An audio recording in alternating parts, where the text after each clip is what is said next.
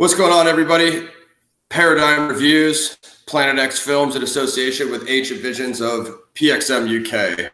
I am Ross of Paradigm Reviews. We have Max of PXF, Gaz of Ancient Visions, who I just announced. And today we have John Wick 3, Chapter 3, Parabellum, starring Keanu Reeves, Halle Berry, Ian McShane, 2019 action film review. It's been a little while, but we're back, and I'm going to let my colleagues take this one over because despite being a ridiculous John Wick trilogy fanboy myself, I have my own personal feelings about the film. So, Mac, PXF, why don't you start us off and let us know what you think?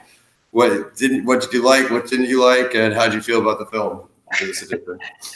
Okay, well, obviously this is right here what they call a mixed bag of emotions on this one because, for the people that really gave their expectations way too high, obviously they're going to be a bit disappointed on the third edition to this.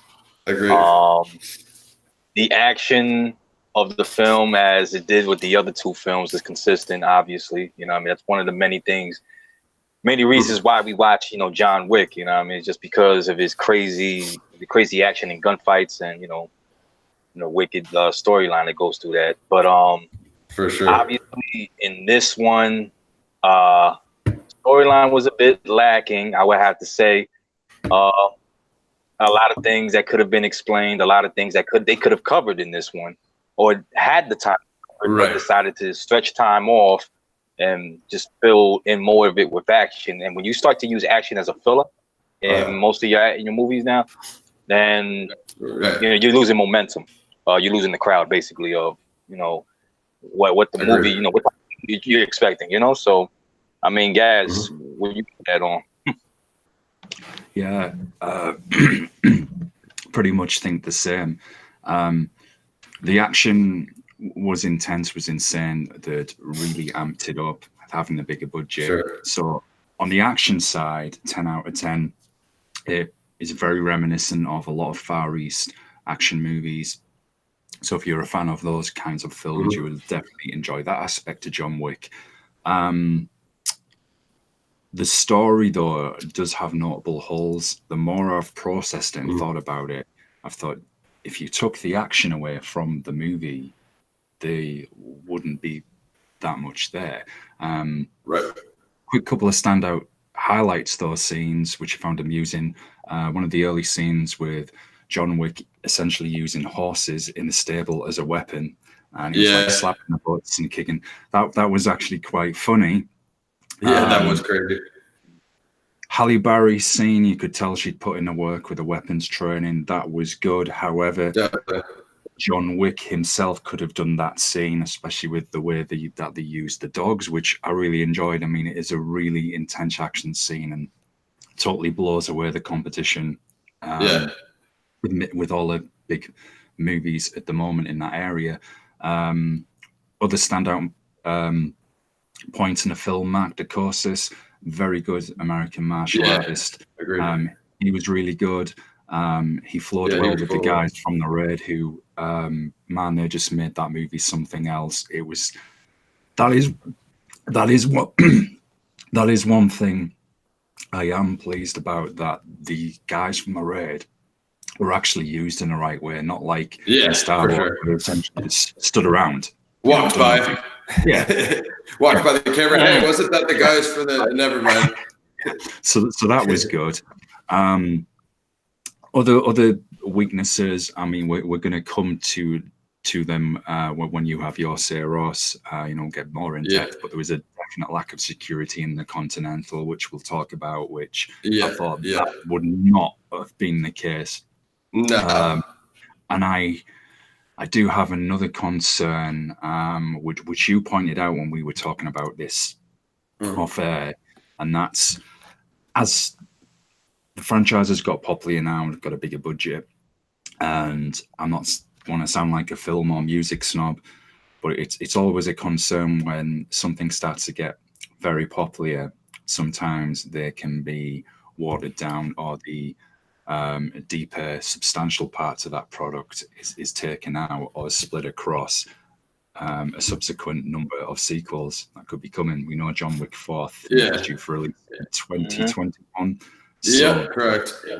That is another concern. I thought, I hope this just hasn't split the script into two parts where John Wick 3 is set up for 4. When the first half, there's a lot of story elements from the previous 2 films that were missing. So, despite my kind of, I'm not trying to sound too negative, but this is the way we do things here at Planet X Media. We'll tell you real talk either way. What we think. Yeah, I still enjoyed it. Don't get me wrong, fans. It's worth going to see. It's entertaining. But as Ross is about to point out, and as we're going to get into a deeper discussion, there is quite a number of notable problems that just take that shine away from the film.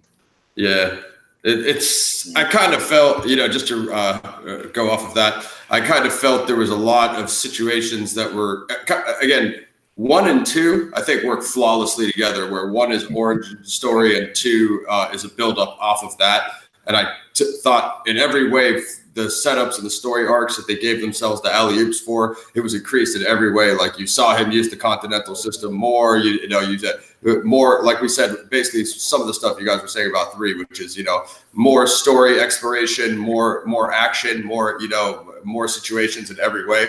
2 gave you that. And then 3, I thought there was just like certain points that I thought they were going to build off of that they basically left as cliffhangers. It's like, maybe they'll circle around to those in 4 if they feel like it. And one thing I want to say about the 4 announcement, they announced 4 like the day of release or the day after. Like we hadn't even got out of the theater yet, and they were like a chapter 4 coming soon. You know what I mean? I'm like, dang, that's a little quick for the announcement. You know what I mean? You could give it a week or 2 or a couple of months and see how it does. And yeah, great. It was a success for sure. I think it was 90 million in the first weekend or whatever. So, we're not taking away from any of the success. And if a movie does deserve it, it's a movie like this. It's an R-rated action film with good acting, such as Keanu, Ian McShane, a ton of the guys that we all like. You know what I mean? We've said there's tons of compliments. Now, all of those things that I've just said, though, that's basically things that we had already said about John Wick 1 and John Wick 2.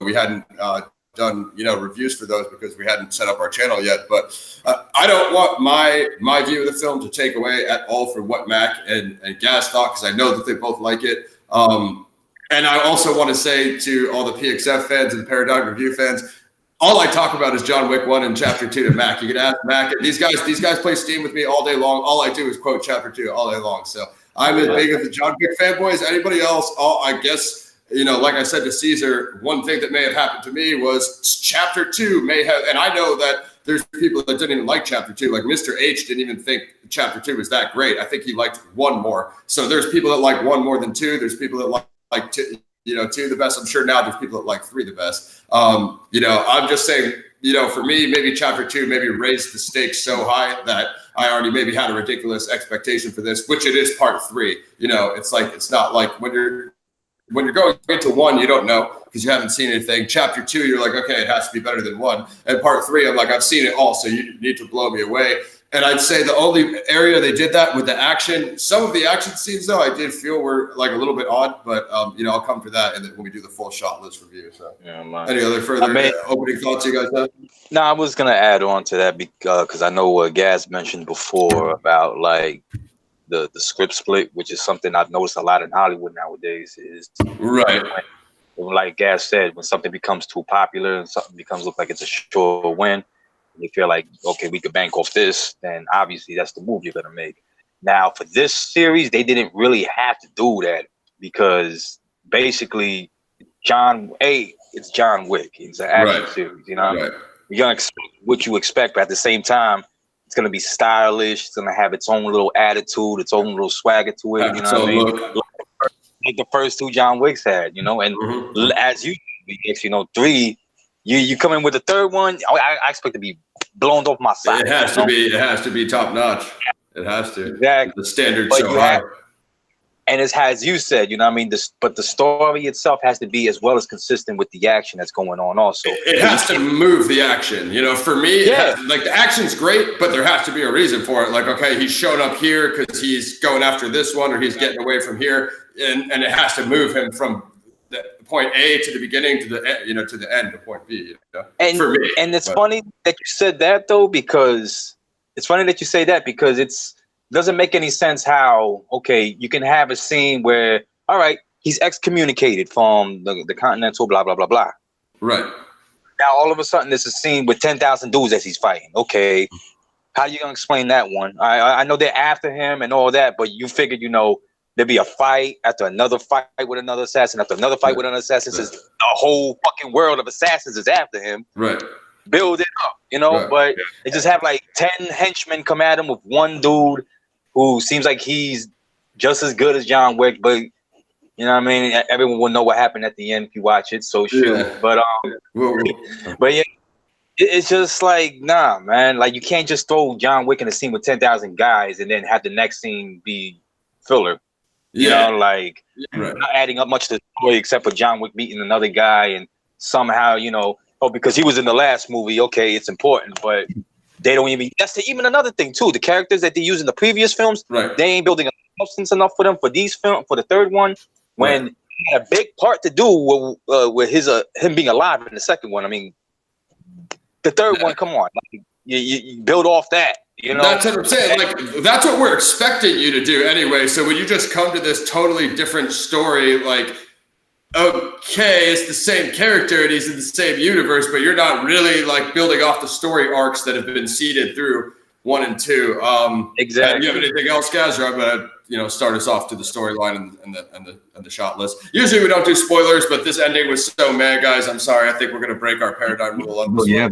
That's. Let's just say this before we approach the ending. VX just let them know. Spoiler alert. That way they can turn the video off if they feel. Oh, don't worry. I'm gonna trust me. They'll know from the look on my face. You're saying, guys? It's gonna go off, fans. No, the other. Well, this is a spoiler. I'll drop already, but I did think it was amusing that the elder who he met in the desert had a bath there ready for him. The suit hung up as well. If there was one scene I liked least, it may have been that one. There's 2 or 3 scenes that I thought were just so, oh my God. And that was one of the ones where like, okay, I get they have like this mystical element from what, Baba Yaga, what they've been, been saying to him throughout this film. Now it's terrible. Anyway, so let's do the shot list. So intro, you know what the intro is, guys. Even if you haven't seen the film, it's the outro of chapter 2. John Wick leaving the park, and what's that called down there, Mac? Central Park. Central Park. And he's leaving. The manager of the Continental, they're putting out the $14 million bounty on his head, excommunicado. Okay, and even like what you guys were saying, like all the random assassins being after him, like I didn't even feel that impending doom that I felt in chapter 2 when Cassian was chasing him and he was going through the subway system and he fought like 4 or 5 assassins back to back and killed them all. Like I thought like that was a more intense chase of him not knowing which was which and them just coming at him randomly. I thought like the whole movie of part 3 was going to be like that. And I could see kind of why they wouldn't want to repeat it over again because they already did it in chapter 2. So they're trying to keep it original, whatever. But like, I didn't really get that feeling in chapter 3. Like Max said, it was just a big fight and then a long breakdown time, then another big fight. It wasn't just like, I expected one after another. Like Mac was saying, like, the Protector, when he does the stairwell fight at the restaurant, Gaz at the Protector, when he runs up the stairs and he fights every single guy back to back. Like I was expecting like that kind of pace, you know what I mean? And we just didn't get it. So if you guys want to take us into, I guess that's the John Wick is chased into a vintage, basically weapons museum, and they go to a throwing knife fight. If you guys want to talk about that one, I think that's one of the first early fights. Give your thoughts on the throwing knife fight. I mean, the knife fight wasn't that. Yeah, what do you? I think it was a lot different. You know what I'm saying? But it also pays reminiscence to that pencil fight that he did in the second one. But yeah, true. Y'all see the surprise that he does at the end of the knife fight and all that. But I didn't think the knife fight was that bad. There were also like there were also a couple of fights in there that that got me in the rotation and all that, especially with the motorcycle fight. It happens. Yeah, I'm gonna get to that one next, but let's just focus on the knife fight. Gaz, what did you think? It's like I think this is like the first big fight in the movie. I thought it was awesome. Like I said, I loved all the action, which is why I still really enjoyed the film, despite what we're obviously going to point out in a moment with the problems with the story and some of the negative sides of it. So no, it was very well choreographed, very well done, and also had that, as you sometimes get with action films, where the action is insane, but you get that unintentional comedy as well. Like it's like that comic book violence. To it as well, which you couldn't help giggle. I mean, here they are, like a vintage weapons factory, and this is like, let's just go through the eras or something, right? This will do. No, I do like that concept of going through the eras. That's somewhat like that Universal Soldier Day of Reckoning fight when they go through the gun racks. What was I gonna say? Okay, so this fight for me, like it did get me into the movie, like Mac was saying. However, though, I do have like some criticism because I thought some of I guess it might have been because the knives were CG or whatever. I thought some of the CG looked a little clunky because it's John Wick, so you expect like Gaz was saying, a certain comic book element. But I felt like he was hitting every target, and some of the guys that were like throwing it at him like missed a few times. You know what I mean? And then he just took it and hit it back. I'm like, did he even get hit once in that fight? Because they probably threw about 100 knives. I'm like, come on. So, dude, like freaking John Wick would take like a pile of freaking knives in his hand and just keep throwing it at him and shoot like every time they get up. Like a damn video game, Yeah, and wasn't there that scene in the latter part of that fight where there was the dude who was throwing the knives at him and they seemed to be like bouncing off his suit? That's what I mean. Oh no, I think I can explain that though, because the way those guys were throwing it, it was hitting him handle side. So when it's spinning, if it hits you handle side, it'll bounce up. So I kind of noticed that. But that's what I'm saying. He was having perfect throws. So I'm getting like, okay, it's John Wick, so he knows how to throw it so it sticks on knife side. So because he's better than everybody, the whole John Wick thing. But at the same time, also part of the John Wick thing is, didn't he come out of retirement and won? And then he was basically half retired. So like if he's had 5 years off and he's still throwing every single throw perfect, you know what I'm saying? I don't know. It's John Wick. You gotta love it though. He is the lovely young. Maybe he's a rad darts player and kept up his practice in that area. No, that's what I'm saying. He was retired, but he was just playing darts at the bar, So they had a good finish. So when he threw at that dude's head before he died. So it really did. Yeah, for sure. So the next big fight, if I'm not mistaken, is that the motorcycle fight? He goes outside and then the biker gang or whatever chases him. There was one between, but I don't think it was such a big fight. He was being chased on a horse, I think. And then that was the horse one Gaz was talking about when they chase him into the stables. Yeah, that right. One. Well, there was that one, and then I guess the motorcycle will be the next one. So this isn't really a spoiler because if you guys are John Wick fans, you saw it on the trailer. He obviously rides a horse in the movie. You're obviously going to see something crazy. So there's a motorcycle gang chasing him. If you guys want to break this one down for a couple minutes, you can let them know what happens. Then we'll go to the Morocco stuff. Well, in continuation of him being excommunicado, he was also on a horse riding down to freaking traffic, being chased by motorcyclists and all that, being blasted in his freaking face with 9mm and all that. Like John Wick just goes insane in this definitely exceptional scene though, man. I mean, I thought it was a good fight, just because it was something different. I mean, kind of reminded me of True Lies with Arnold and the horse and all that when he was chasing yeah. But this one with an actual, gunfight. So, I mean, I rated pretty good though. I don't know, Gaz. What were you saying about it before though? I don't think I'd commented on this sequence. I liked it. I thought it was. I'm gonna have to throw it back to you, Mac. Apologies, folks. I've been suffering with a cold for a while, so I'll have to throw it back to you a moment, Mac, if it's okay. I'll take it, guys. Just jump in if you need to take a sip. This is another fight, and I hate to be overcritically of every fight, but I'm gonna do it because it's John Wick 3, and this is why you guys watch our channel.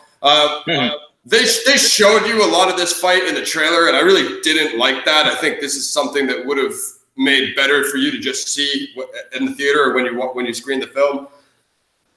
I expected a lot from this fight because of how much they hyped it up. Another high expectation fight in the trailer, and he he is riding a horse, and this biker gang is chasing him. I almost got flavors of Akira now because everybody's talking about Akira because the biker gangs and the biker script. Like these guys should have been the clowns from Akira. That would have been awesome. So this, some reference to it, right? So ninja, you know, Keanu gets his references to every sci-fi, and so this ninja gang pulls up on the motorcycles. Keanu's on the horse. They have some pretty awesome sword kills here, probably that they already blew for you guys in the trailer. And then Keanu does some of his legendary gun fu here, where he does the kung fu movements with the pistol and the close range execution shots, like Mac was saying.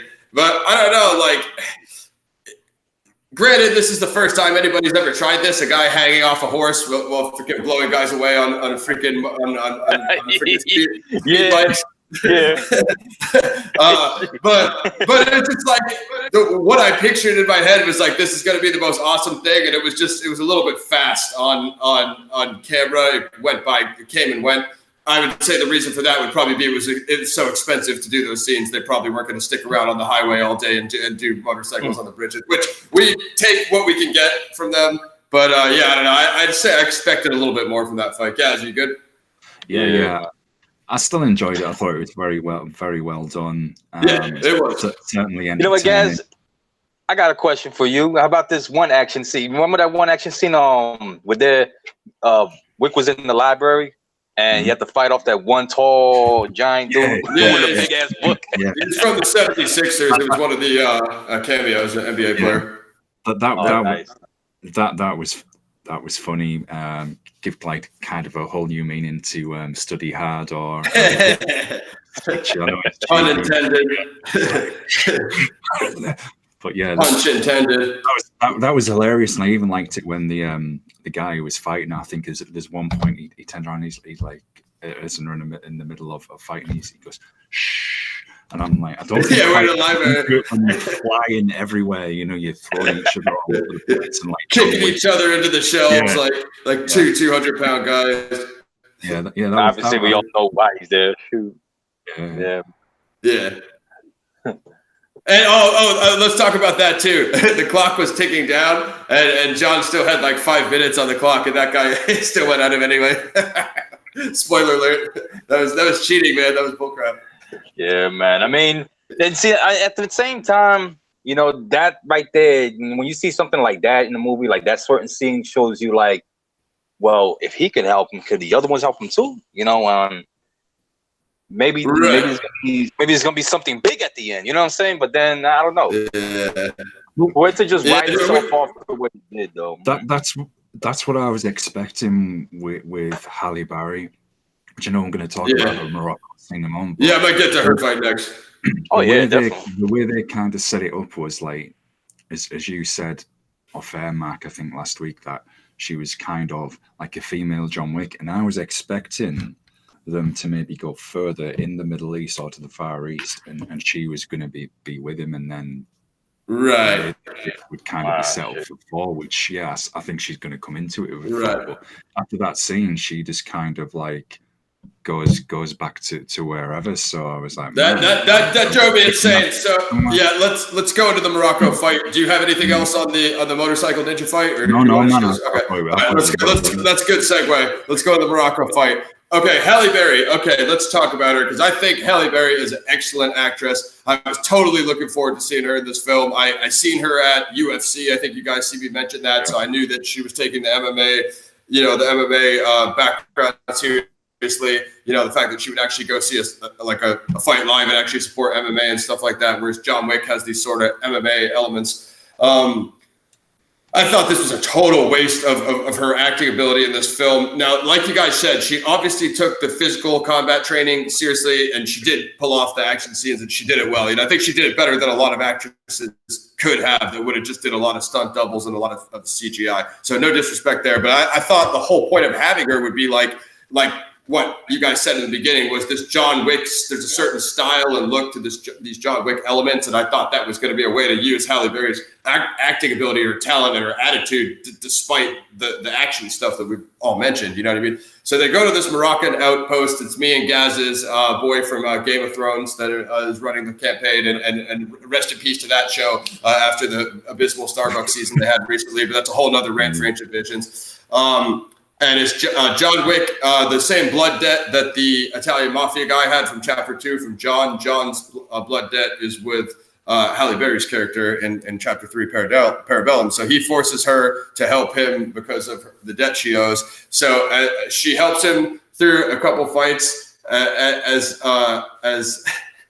Gaz said, and we come to this outpost where her dog is shot. Spoiler alert. I have a question though, because doesn't her dog bounce back up after it gets shot? Yeah, I noticed that. So it had armor on, or he just recovered in 1 second? I saw they had the armor on, but why did he even react and whimper if he gets shot when he had the armor on? I guess maybe just for the impact. But then they bounced back up. I was like, is that another dog, or is that? And they made a big deal about it getting shot. So that was I don't know what that was. I mean, to me, how I looked at it was like, for that scene, it was almost like if she was becoming like John Wick when he lost his dog. You know what I mean? They were trying to make some sort of symbolism to that, I guess. You know, I got that.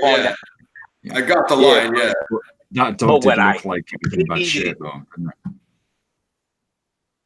Go ahead, Gas. What you said? Sorry, man. I was just saying that as Ross said, that the dog did look like it was in bad shape, and then all of a sudden, it's just popped right back and joined the fight everywhere.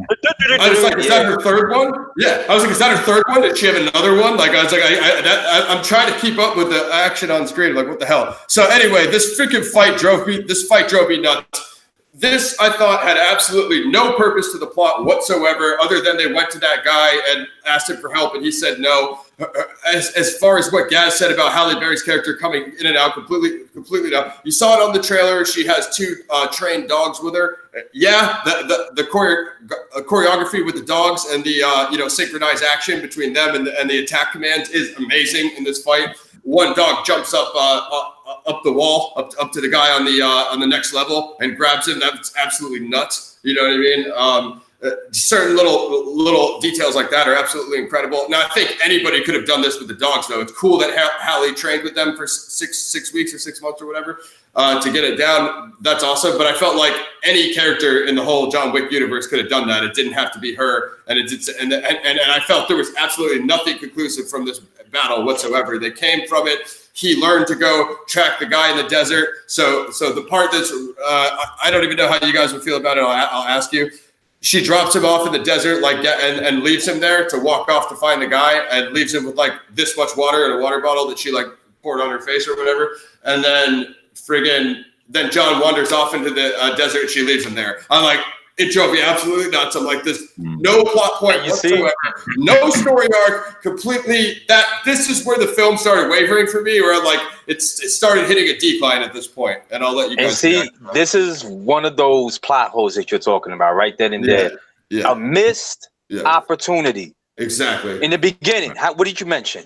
That he had a mortar looking mortar looking like that little medallion thing that they press the thumbprint on. The blood oath. Yeah, the blood oath. The blood death. Yeah, that thing. And they could have mentioned, like, okay, in between all that, they could have mentioned that. They could have mentioned the history of that. How did she owe him that? Dude, even just the history of those things in general, when and why did they start using those things? Like a flashback or something would have been cool, because what are they going to go try to explain it to us in 4 now? Like, dude, we don't care. You had a whole trilogy to explain this, and now you want to you should have did that, But go on. Exactly, like that being one right there. That's one plot hole. Yep. Second.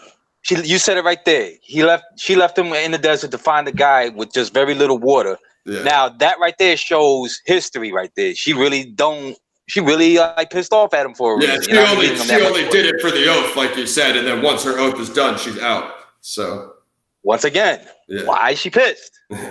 We don't know. Yeah. Tune in till next time. Another action scene. Bang, bang, bang, bang, bang, bang, bang. Yeah. So you'll find out in John Wick 5. Maybe.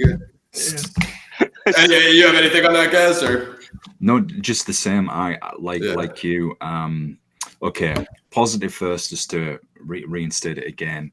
The action sequences with the dogs were absolutely insane, so sick, really well done. You can tell all the training that Halle Berry has done with the dogs and with the action scenes, just a weapon positioning as well. I noticed all of that.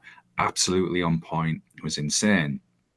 And she is very much, as I said last time, she's very much set up to be like kind of like a female John Wick. So Right.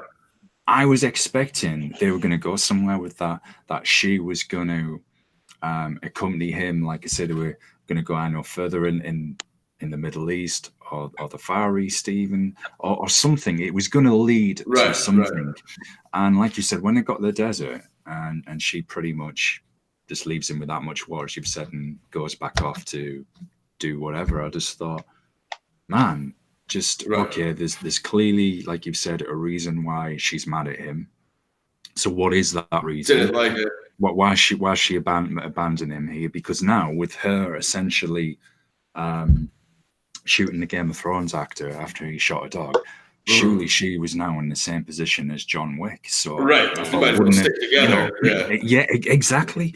And I feel like, as Max said, that was a missed opportunity. And then I thought, I wanted that to go somewhere. And that's how I felt. Well, I'm glad we're all. You know, at least give us something to how they met. I mean, she mentions that, okay, winding it back a little bit, when John Wick first meets her at their like outpost in Morocco, and you know, they're chatting together and the dogs are either side of John Wick as he stood in front of the sofa. She mentioned she's got a daughter, and John Wick knows where she is, I think, if I recall correctly. And he says to Halle Berry, do you want me to tell you where your daughter is? And she goes, no, I don't want to know, because then she would be in danger. So there really is some history there between them both. Yeah. You know, he obviously knows the daughter. So that's something that, like you said, we could have had a flashback or even some more references to. Sure. Then they could develop that in the next one. Not like you said, right, we'll do the flashback in 4 or 5. Save it all for next time. But what's with you guys and the wanting films explained to you? Just sit there for the ride, and you know what I mean? It's going to be back-to-back fights. You'll figure out the story in the next one. So so let's gear up for the last battle and talk about a couple things. Before we get to the last battle, the actress who is the member of the High Table, what is that, like the Russian mafia or something like that? She was excellent. I thought she did a really good job. She ends up helping John. So, once again, doesn't even like explain, give more substance to him. You know what I mean? It's like these characters. It shows those little flashbacks at the ballerina school, how they have the dudes training, and they basically insinuate that John is one of those Russian assassins. Okay. Assassin school, you know what I mean? Little then background like that. It's like 30 seconds. It's like, if you miss it, you're done. You're like, wait, what's this movie about? You know? Exactly, man. It's just like, you have all that you can create substance out of, and you don't do enough with. You know what I mean? And oh man, let's get to this final battle, bro, because we gotta tell them about this ending. Yeah, I know. I'm not in any hurry to talk about it. Just before that, what about your favorite scene in the desert where he encounters the Elder just after Halle Berry? Oh, I can't stand it. I can't stand that scene. I hate that whole part. From when they release him to when he's wandering, and like, it was cool because you had the shot of Morocco, so you get to see John Wick in his suit in the desert, and that's the only cool thing about it is the shot. The scene is the most obnoxious scene in the film when he says, just go wander in the desert, and when you fall down of exhaustion with the no water that you brought with you, you'll look up and you'll see him, because the desert is only 10 million miles of square billions of desert, so it's wicked easy to wander out there by yourself and find one guy, right? But it's John Wick, so her name, she was the director. Her name is Angelica Hudson. She played the director. I thought she was she's one of the best actresses in the movie. I know that name. Highlight her acting. Say one thing that we liked if we say, the desert scene was abysmal. But you guys? How is Angelica Hudson in this and they don't even do enough with her? They didn't. Profile actress there, along with Halle Berry. She was supposed to be a high level. She was supposed to be a high level, you know what I mean, character. So they didn't want to blow her appearance cameo on a bunch of screen time. I don't. Hey, you guys, can me do like I'm in charge? No, my fault, man. I just say, man, they should have just made her the evil one and just like have him try to kill them all. Or at least did her character justice. If she's John's mentor, at least explain it, as Gaz said. But I digress. Let's get into this fight. Ian McShane, my boy from Deadwood, So we have this last battle. So, Gaz, if you want to tell us about this abysmal character, the adjudicator of the High Table, who's the High Table representative. She's going to come in and threaten everyone, but not actually do anything tough. This is further down the decline for me in the story arc. So you're referring to the character that more or less looked like an aggressive librarian wandering around the city and then not really doing anything else. With Sinead O'Connor's haircut, that one. Yeah. Other than if you disagree, we will take this into our own hands. That was kind of all she did. It's John Wick Chapter 3. We would have thought you would have took it in your own hands a long time ago. Why are you still making threats at the end of the third act of the third movie of the trilogy? Come on, let's see something. You say that? Yeah. That just kills me, man. Yeah. And to know, like, you know, I'll go ahead, guys. I'm just speaking on my throat. Yeah. No, it's okay, man. I had to mute out there for the throat again. That was a disappointment because she clearly represents the top hierarchy, you know, the High Council, and then only above them is the Elder who likes to put baths and suits in the desert for John Wick. But anyway, I'm digressing. Yeah, right. That was crucial. That was a crucial plot element. They couldn't explain any stories, but they had time to put that detail in. And did you feel, and I'm not taking away from the actress's performance, but I felt more of that threat coming from Mark Dacascos than her. Who was kind of just like this polite, you know, educated, well-spoken woman.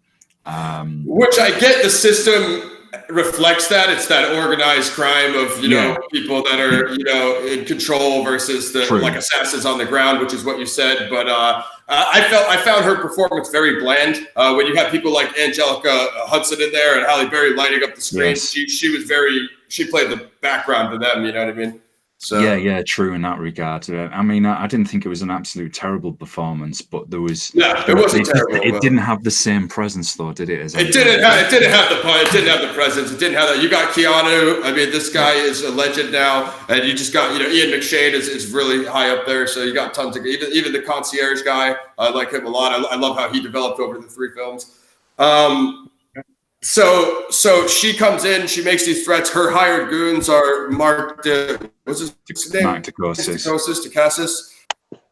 Mark Dacascos. This guy is the leader of the goons of assassins. It's him and 2 guys from the Raid, which we talk about basically on every film review here at Paradigm Review. So if you want to understand any of our reviews, I guess go watch the Raid Redemption and then you know what we're talking about. But these guys are martial arts legends. I thought that they had probably had the strongest film presence in the film. I thought they had probably arguably the best action performance.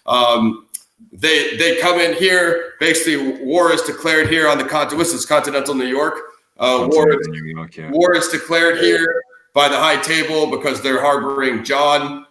He's in there with the concierge and the manager. And so what happens here? They send in the goons. And what drives now? Some of the cinematography here, absolutely stunning. It's akin to that museum scene at the end of Chapter 2 with the LCD screens when John fights the mute girl that talks in sign language or deaf, whatever that is. And it's similar to that style museum with glass ceilings, floors, walls. So basically a glass building. And these guys come in, and we could start pointing out some of the complete plot hole inconsistencies here, which is the manager says, let's create some ambiance, and they turn on green lights so they could have a Matrix trilogy style lobby shootout.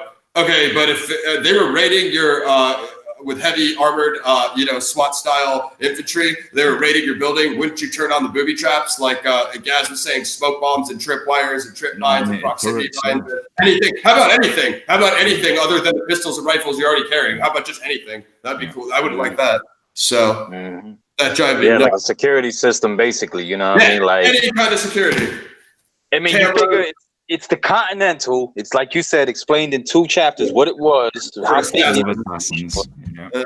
building.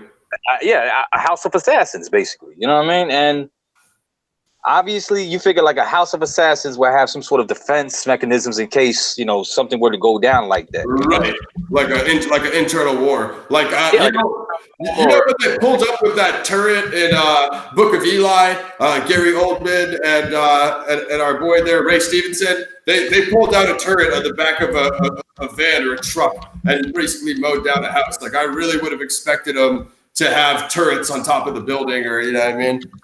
Yeah. No, we can't take any calls right now. Bennick's gonna have to wait. This is the Paradigm Reviews. It's not a call-in show, sir.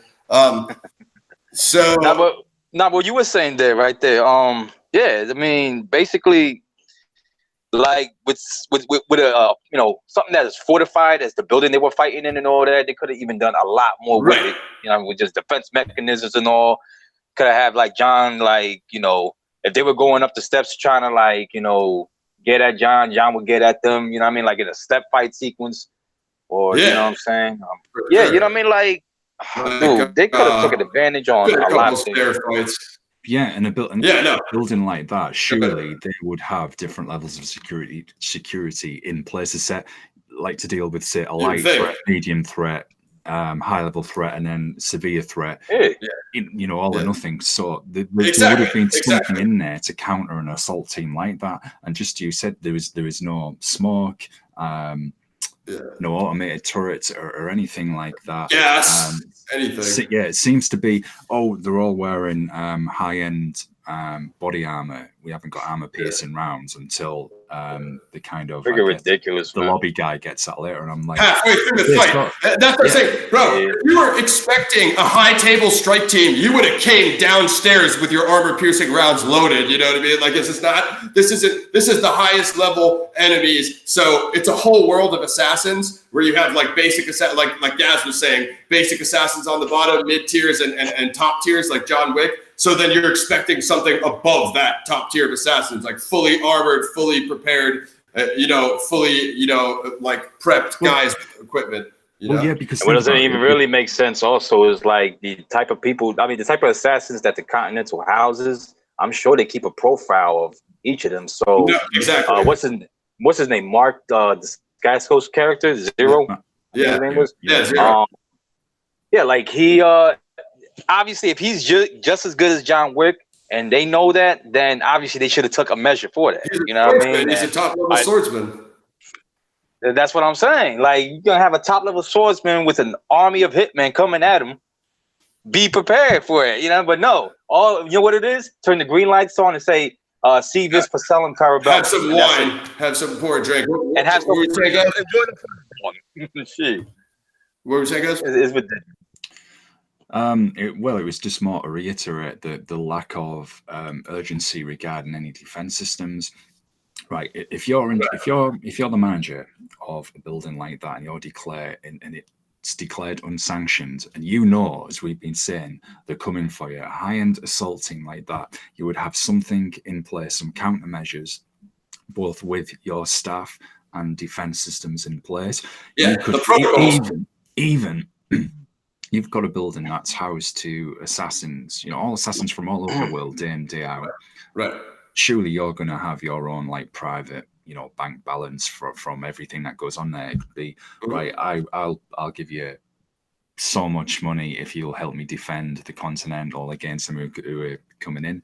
Even something like that, and they could have got like your own bounties, a team of assassins just to kind of help them defend it. Surely they'd have something like that. I know it's like people might think, oh well, that sounds a bit silly. You're going to just throw another number of assassins at this assault team, but they would have something like that. The manager's going to or in-house security, like one or the other. It's either like you said, contract out, or your own guys that are on site. One or the other. Yeah. So, good. I was going to say, don't get me wrong. The action scenes and how it's choreographed, the gunplay and the cinematography, is dope. It really is. But it's just how these guys kind of go in there and are met with little opposition. Right. The Continental security staff, we'll fire our 9mm at these guys in like body armor. And it's just like one shot. I'm down. Yeah, I'm done. Bouncing off like freaking rubber bullets. You know what I mean? Like this is the thing. Now that fight, other than that, is pretty awesome. There are some awesome executions. John Wick goes absolutely ham. The concierge steps it way up. You know what I mean? He murks a few people. Actually, the Continental did have the Continental staff security, but they got ethered in freaking 5 minutes of when that strike team walked through the door.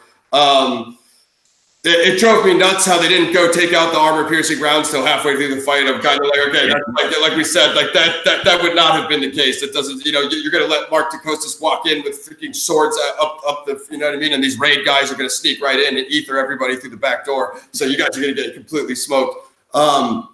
So the fight takes it out to the glass building. That's where Mark is there.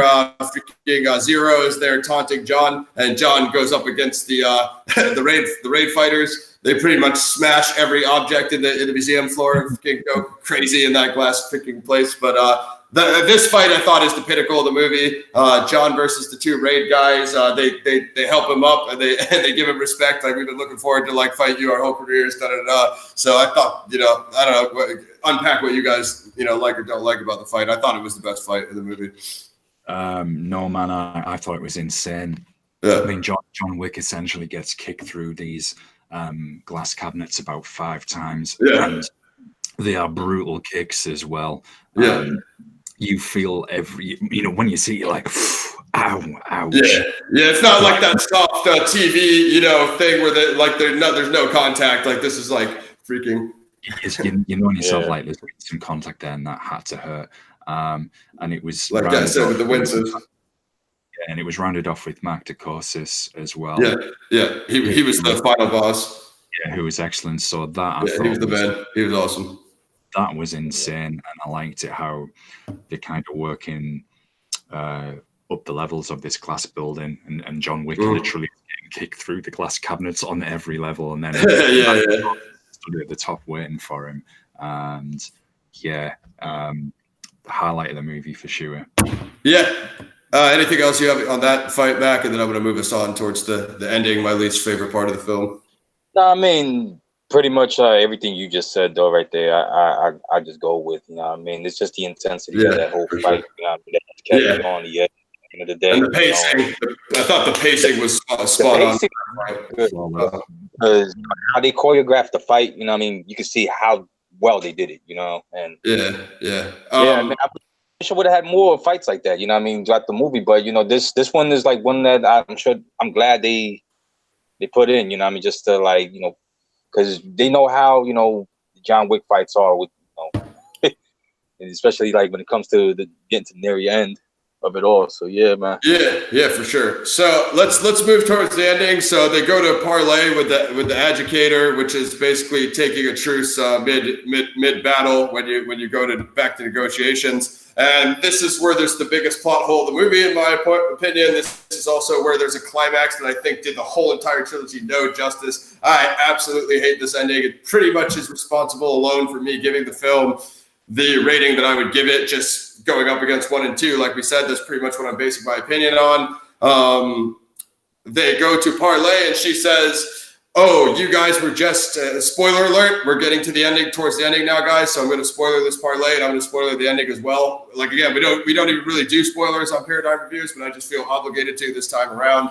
Being a John, you don't watch the movie, don't watch. Being a self-proclaimed John Wick fanboy, you guys can tune out now for the spoiler. So, she says, "You guys were just showing your own independent strength to the high table, and we respect it. So you're welcome to rejoin." And then you go look at that last fight of the lobby entrance all the way up to the glass museum of where John Wick killed 90% of those guys solo, and you think, who the hell does she mean we? Because John Wick is a solo assassin. He's an indie contractor. He's not even.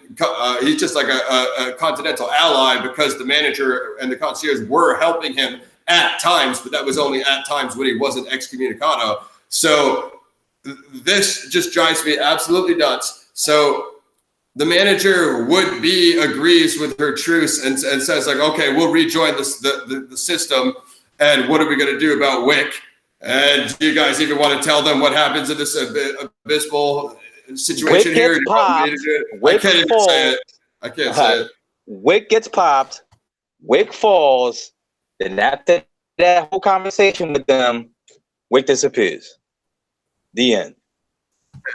It's the worst. It's the worst ending. Gaz? Yeah. I don't like that ending at all. I knew. Okay. Let me just go further on it because obviously I don't like it. I don't like it. About it. I know it's the worst thing in the whole movie. I get it. I hate that ending. I hated the movie because of that too. Well, trust me, man. I'm gonna talk about that very end part too. Matter of fact, it confirmed when I first saw when I told you guys when I first saw an announcement of a part 4 before I watched this movie. Now seeing the ending for what it is, they all circle. That's how you do. That's how you do. And see, this is what viewers need to watch out when it comes to these movies in Hollywood. When they got something good and they wanted to like, okay, let's keep this milk going. Let's milk this cow and keep it going. Of course, the film did financially well. Of course, it did, but storyline just did not do it for me. I like 2 better. And as you guys see, they just pulled an Expendables 3. Something that could have been way above and beyond just turned out to be. Whoo. We were nearly Last Jedi here. Let's keep it 100%. Let's keep it 100%. I'm not going to say Game of Thrones Starbucks season, but I'm going to say that this ending was not. Anyway, I'm sorry. Let Gaz go, and then I'm gonna do my thing. No, I just want to finish. I just want to finish off what I say. The last final thing. Go for it. I'm gonna say this for about John Wick 3 though. As far as the disappointment it was, I ain't gonna say it's the worst film of this year. No. It's just bad on the trilogy. It's not. I don't think it's like a terrible film. I just don't think it's as good as 1 and 2. Like just not the best out the whole. Yeah, exactly. Right, so right. that's it's how not the worst film ever. It's not. That's The Last Jedi. It's not that bad. 6.5. That's my rating. I'm in that range. Yeah. Well, just want to say, Endgame's not far off Last Jedi. Yeah. Anyway, despite everyone saying it anyway, I'm going to digress, which will lead to Game of Thrones. So we'll wait for Ancient Visions or whatever for that. Okay, the ending, folks. It is an It is a bit of an anticlimax. Essentially, as Ross was saying, and Mac, the adjudicator, Ian McShane, and the concierge are piling on the rooftop while all this action is going on. And Ian McShane says, I kind of wanted to display a show of strength, but as Ross rightly pointed out, it was John Wick that took 75% of the opposition out. So I'm like, no, it's John Wick who showed strength. So John Wick kind of stumbles in, is like, man, you're having a parlay. I can't believe this. Yeah. Now, I still think it's an obvious setup for thought. I still think that the manager and concierge are working with John Wick, and this is some plan. But all of a sudden, Ian McShane, the manager, turns around, shoots John Wick. He falls off the building, and it's a really high skyscraper. Freaking. And this is when he turns around and says, right, I was just kind of wanting to show a display of strength, and the freelance librarian, aka the adjudicator, says, right, oh yeah, it's smart move, blah blah blah. The Continental now is reinstated; it's no longer sanctioned, I think, and that's kind of it there. And then it goes to the alley. Not sure if they look over the edge of the building. I don't think they did, but John Wick's body's gone. I think the camera pans over, but I'm not sure if it was someone looking. One of Lawrence Fishburne's. Oh man, we missed that. So earlier in the film, Mark Dacascos, you think takes out Lawrence Fishburne's character. He's injured as the. That's the price for them helping everyone who helped John Wick while he's excommunicado faces a consequence. So they slice. What's his name? The Dowry King. The Dowry King. Yeah. They slice him with a blade. It's Mark slices it with a blade, and then this guy said it kind of pans away. You don't see if he was just disfigured, or it looks like he was, taken out, but they don't really see. They cut away. And one of his guys, you see, at the end of the film, has John Wick in kind of a shopping trolley and puts him on. Yeah. I was going to get to that. I mean, you don't have to go to that scene yet. I was going to get to it, but you can go now if you want. It feels better. Well, I was just going to say, and this is where the film ends. Like Lauren, you see Lawrence Fishburne's character is obviously still alive, and he kind of looks at John Wick, asks him, I'll put it politely, if he's annoyed, and kind of says, yeah. No, that didn't make me laugh at all. That's so corny. All right, let me roast this corny ending, and then we're gonna get to my final thoughts and inconsistencies. But I hate this ending so much. So she comes out. Ian McShane, a guy you've never seen use a gun through the whole trilogy, completely unloads a clip on John Wick at point blank range, shoots him off of a skyscraper. Now the bullets hitting his round resistant suit. That I can understand. Okay, fine. He can survive that, even though it would be quite painful, as the guy said in chapter 2. But falls off a skyscraper. Here's the part where Caesar brought into the John Wick turning into Superman, and that's not how he was in the first 2 movies. Bounces off a metal fire escape ladder and then hits the ground 10,000 feet below. Now, okay, all right, let's just go. It's John Wick, the Baba Yaga. Okay, fine. Let's just say that you could survive that in any form of reality, which you can't. You'd have, I think, every bone in your body mashed to pieces. Like let's be real. Like your face would be splattered across the sidewalk. Your arms and legs would be fucking noodles. You know, your whole spine and back and pelvis would be shattered. At bare minimum, you'd have broken hips and legs. When Batman dropped a guy off like 50 feet, he broke his legs, dude. That wasn't even high. That was like 35 feet. You know what I mean? Like, what are we talking about here? This is crazy. I feel like I'm taking crazy pills. I'm in that myth of Hollywood magic and having them, survive.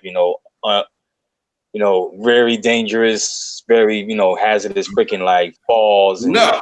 A bullet resistant suit is not, unless you have freaking bubbles in your clothes, is not going to protect you from the pavement 10,000 feet down. Like this is crazy. So they explained in John Wick 2 about the suit. You know what I mean? So yeah. So that explains him taking the impact of the bullets at point blank range, not falling over the side of a skyscraper and careening down to the pavement. Because your suit somehow. yeah. So I can't stand that part. So as Gaz said, here's the secret scene. Spoiler alert, earlier in the film, he chopped his finger off, so he lost a finger. So they're making a big deal about that. Like, John Wick doesn't have one of his fingers now. What's he going to do in part 4? I don't really want to know, because I was not really hoping for a part 4. I was hoping we could wrap up the trilogy in 3. So move on. When they show Fishborn, now you see that Fishborn's mad at the high table now because they attacked him too. So now him and John are going to team up I can't wait for JW4, Chapter 4. It's going to be another explosive martial arts epic. That means John Wick 3 was just one long trailer for John Wick 4. That's not how I like to go into my next action movies. This is what I wanted to happen. I'm going to make it super quick because none of us are expert filmmakers here at PXF, but you guys in the comments can tell me if my idea is better. And I also want to point out some of the inconsistencies of 1 and 2 to 3.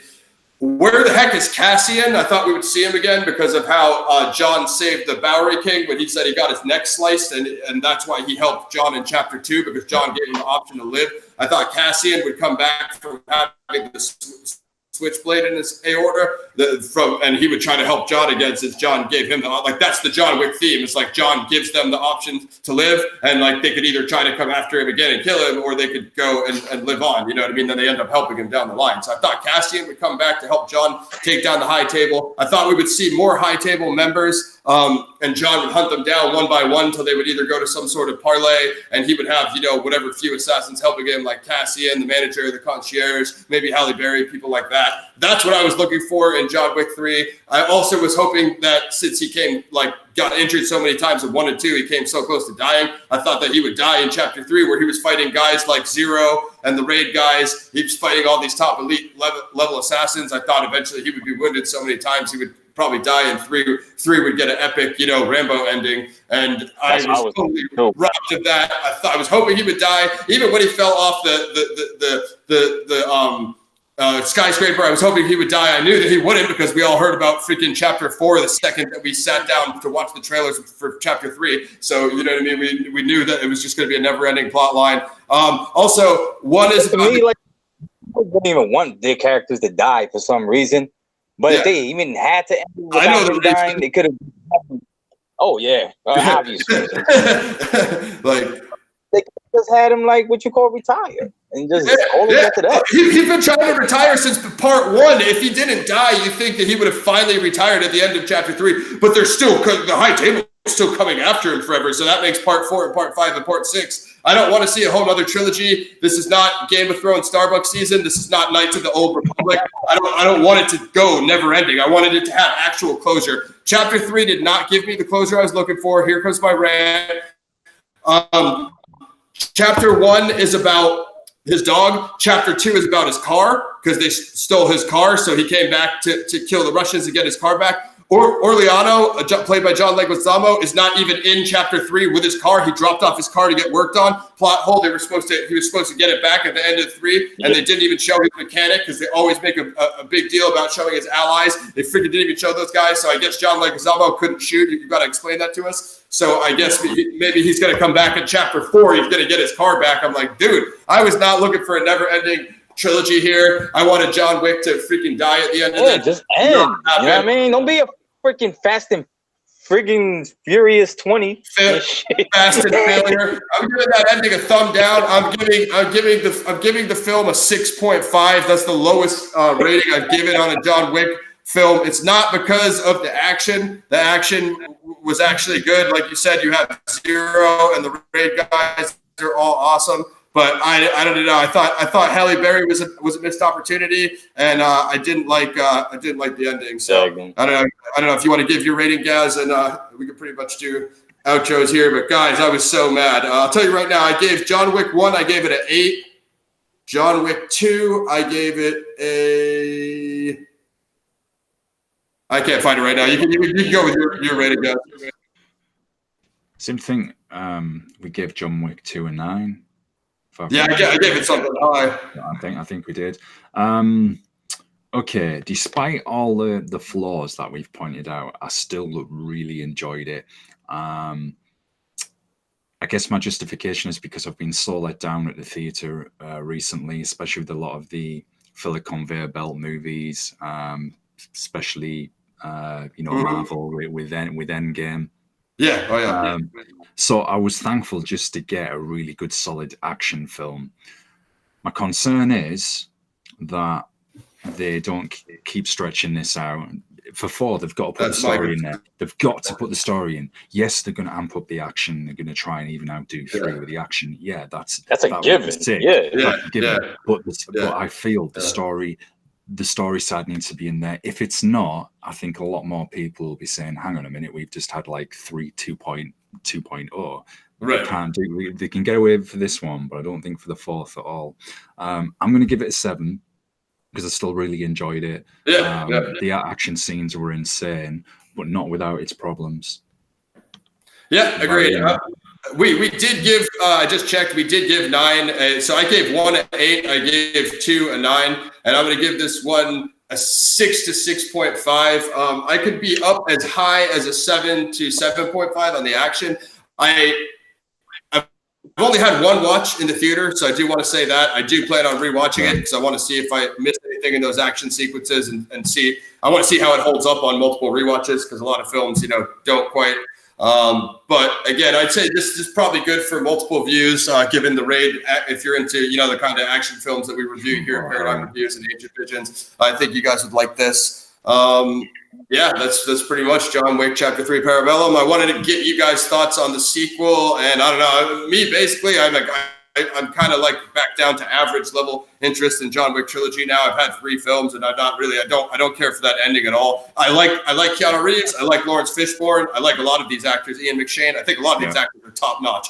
No disrespect to any of their acting talent. I'm just you got to do a lot to get me into Chapter 4 and Chapter 5. I mean, you have to do a lot to reel me in. And right now, I'm kind of like I'm on the out. So let me know what you guys think. Essentially, with 4, they've got to do what we were wanting with 3, the storytelling side, to wrap it up, give it a good send off, some good closure, whatever that is. And also, are they still developing that spin-off TV series, The Continental? I don't know. I already heard about the thing, the ballerina, which is supposed to be, maybe that's Hallie's character or a female John Wick. So there's multiple other side projects. I don't really know. The question I have for you guys I need answered is, how many chances are you guys going to give them to give what we wanted in 3, which is wrap it up? Are you going to let them do it? If they don't do it in 4, are you guys out? Are you guys, because what if they do this same cutoff ending in the next one? And I'm like, dude, I can't do a 5. Like, I'm sorry.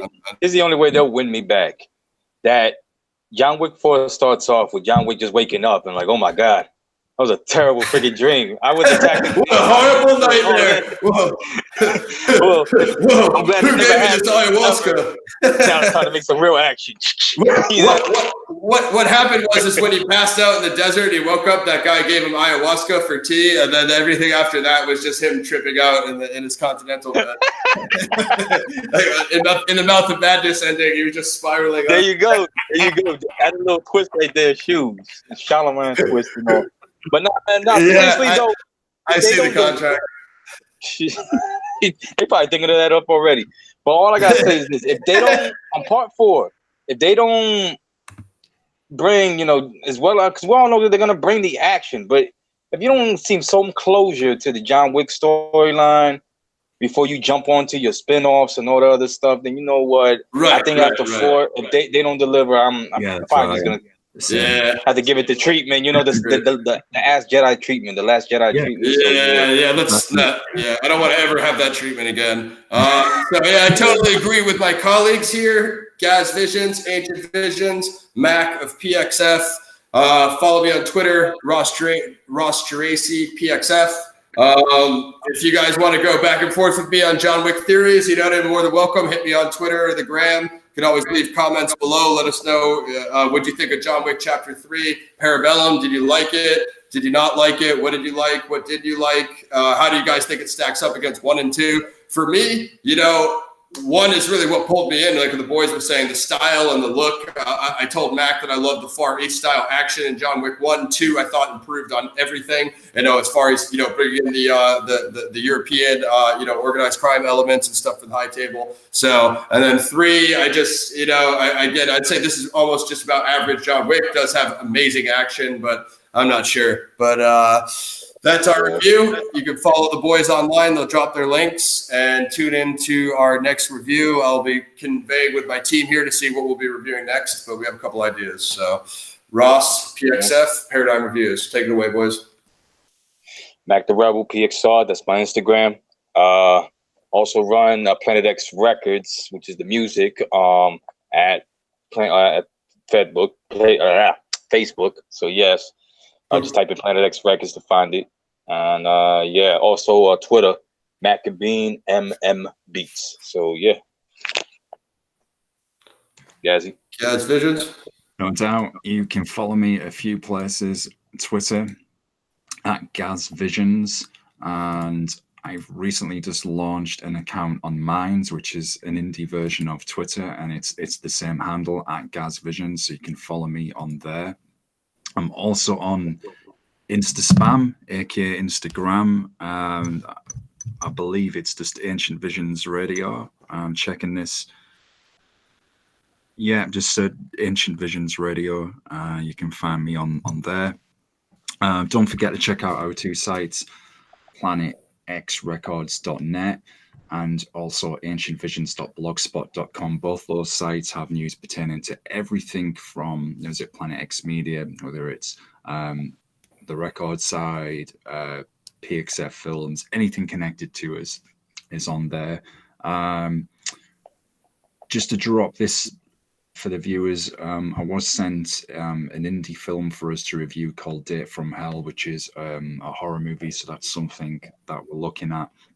But as always, if you have got any suggestions for us to cover in our reviews, just hit any of us up and we'll take a look, especially action movies, indie sci-fi stuff like that. We'll have a look. But if there's something that you want us to cover, you think, hey, you guys don't really touch this area, no one else does, hit us up, we'll do it. And just thanks for supporting the show again, and we'll see you on the next episode of Paradigm Reviews. And don't forget to check out our other show, Ancient Visions Radio. You can follow that on YouTube as well. It is youtube.com/Ancient Visions. We do a lot of interviews and rants and reviews. Myself and Ross will be having a discussion about Game of Thrones Starbucks Season 8 soon. Something we're so thrilled about. Conversation we'd rather not have with ourselves. Yeah. Yeah. Go, guys. But yeah, just thanks to everybody for holding it down as always. And shout out to Ross and Mac. And peace out, y'all. For sure. These are my boys. One thing that we might review is the Wu-Tang Clan documentary of Mics and Men that's on Showtime, 4-part series. Check that out. It's pretty awesome. We haven't done a documentary yet. We were kind of holding off for Risen, the story of Sharon Smith. Shout out to Hellraiser. But that might be one of the documentary ones we do before that. And yeah, thanks for tuning in. John Wick Chapter 3, Parabellum, 2019. Go check it out in theaters and streaming everywhere. And it's pretty awesome, decent movie. It's an awesome trilogy. Tune in next time.